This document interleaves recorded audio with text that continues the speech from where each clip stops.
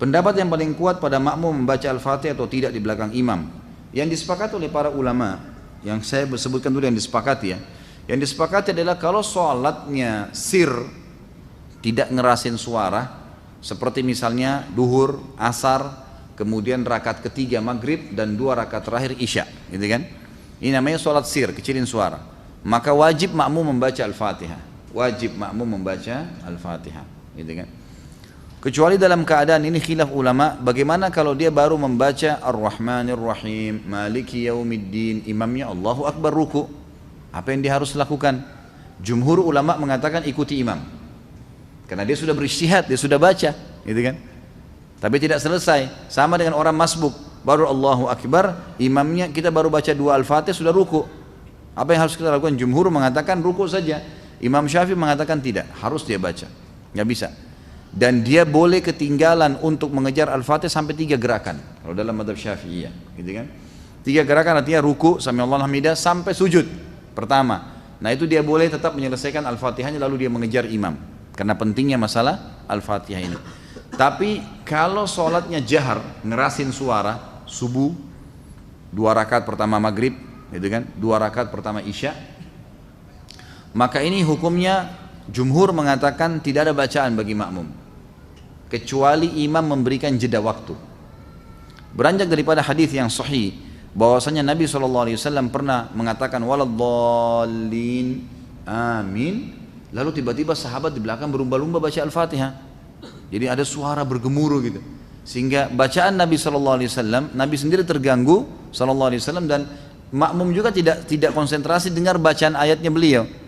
Beliau begitu salam lalu beliau mengatakan mali unazi', kenapa tadi saya diganggu dengan bacaan kalian?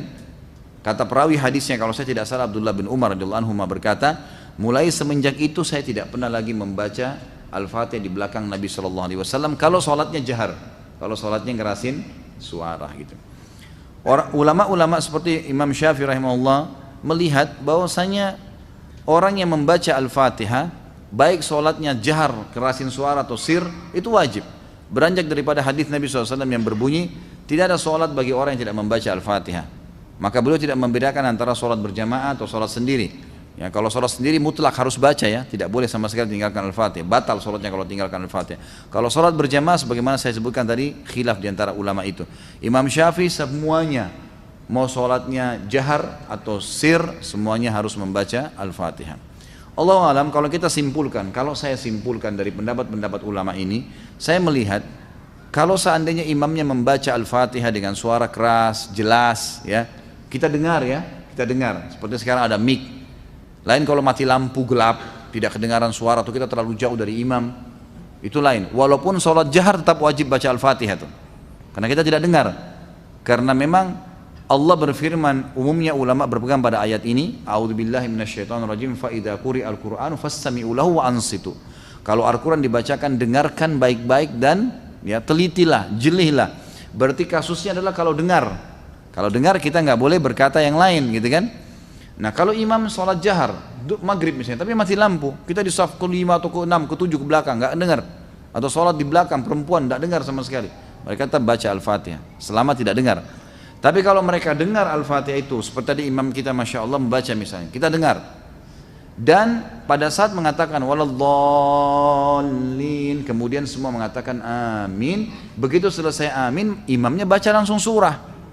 Nah ini Allahu alam, yang lebih dekat pendapat ulama mengatakan tidak lagi baca Al-Fatihah. Kembali kepada hadis, ya, bacaan imam adalah bacaan makmum.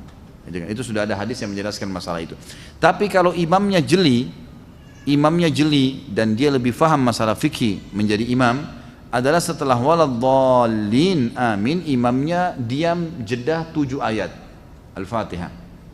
Maka pada saat itu makmum silakan baca, gitu kan? Dia membacanya. Jadi ini tinggal tergantung bagaimana kondisi imam memberikan dia kesempatan. Allahu a'lam.